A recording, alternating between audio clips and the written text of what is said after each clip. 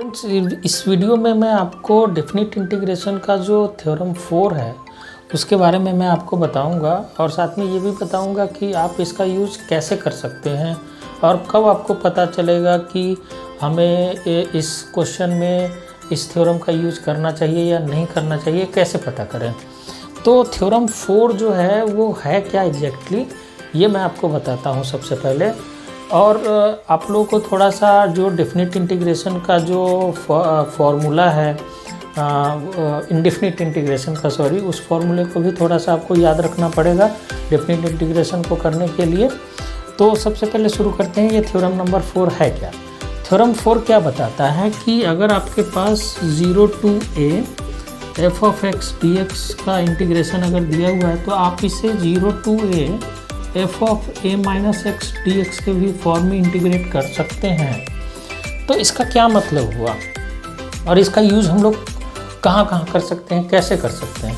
अभी मैं आपको एक एग्जांपल से इसको बताता हूँ जिससे कि आप इसके कॉन्सेप्ट को सबसे पहले समझ लें कि ये कैसे यूज़ होता है, किस क्वेश्चन को देख करके हमें इस फॉर्मूले को या इस थ्योरम को लगाना चाहिए या नहीं लगाना चाहिए। तो चलिए एक क्वेश्चन छोटा सा लेते हैं। जैसे एक क्वेश्चन अगर मान लो कि आपके पास इंटीग्रेट करने के लिए आ गया 0 to π/2 sin x upon sin x plus cos x dx, ये हमें इंटीग्रेट करने के लिए दिया हुआ।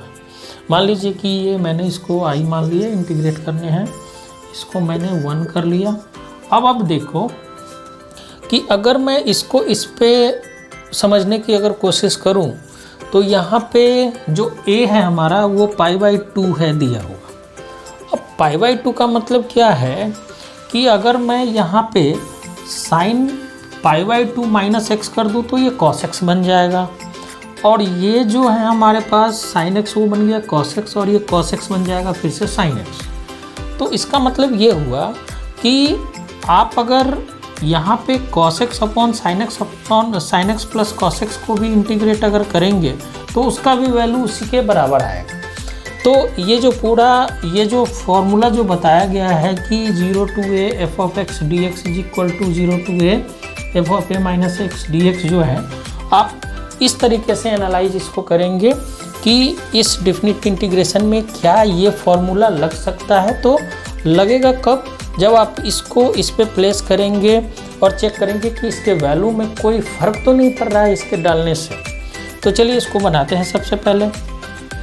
तो अगर मैं इसको लिख दूँ 0 to π/2 sine of π/2 minus X upon sine of π/2 minus X plus cos π/2 minus X, तो ये क्या बनेगा, ये बन जाएगा हमारे पास 0 to π/2 साइन 90 माइनस थीटा। आपको पता है कि ये कॉस थीटा के बराबर होता है, तो ये कॉस एक्स हो गया अपॉन साइन π/2 माइनस एक्स, ये हो गया हमारे पास cos X plus cos π/2 minus X, ये हो गया साइन एक्स dx। अब इसको मान लीजिए ये इक्वेशन नंबर 2 है हमारा, या इंटीग्रेशन नंबर 2 है। अब अगर मैं इन दोनों को ऐड कर दूं, मतलब फर्स्ट और सेकंड को अगर ऐड कर दूं तो ये हमारे पास कुछ इस तरीके का आएगा 2y is equal to integration sine X plus cos X, क्योंकि sine X plus cos X यहाँ भी डिनोमिनेटर में, यहाँ पे भी sine X plus cos X ही है। तो ये मैंने एलसीएम ले लिया, तो ये sine X plus cos X आ गया, ये हमारे पास साइन एक्स और ये आ गया कॉस एक्स और ये dx हो गया। अब ये दोनों हमारे यहाँ से कैंसिल हो गया, तो 2y जो हुआ वो हमारे पास क्या आ गया 0 to π/2 dx आ गया। अब इसका इंटीग्रेशन आपको पता है कि क्या होता है, x होता है। अब ये 0 to π/2 हमें लिमिट लगाना है, तो ये क्या हो गया π/2 के बराबर आ गया। तो इंटीग्रेशन जो i का वैल्यू वो क्या हो गया π/2 × 2 मतलब π/4।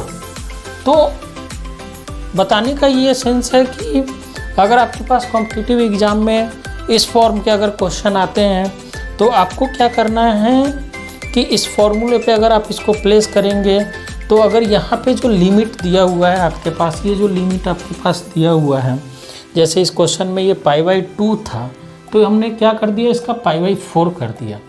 तो तो यहाँ पे ये सबसे ज़्यादा इम्पोर्टेंट है। अगर आप इसको जो इंटीग्रेशन दिया हुआ है अगर इस फॉर्म का अगर है तो उसमें आप π/2 या π/4 को चेक करके देखेंगे कि क्या उसके वैल्यू पे तो कोई फ़र्क नहीं पड़ रहा है। तो ये बहुत ही इंपॉर्टेंट कॉन्सेप्ट है डेफिनेट इंटीग्रेशन का, थ्योरम नंबर 4।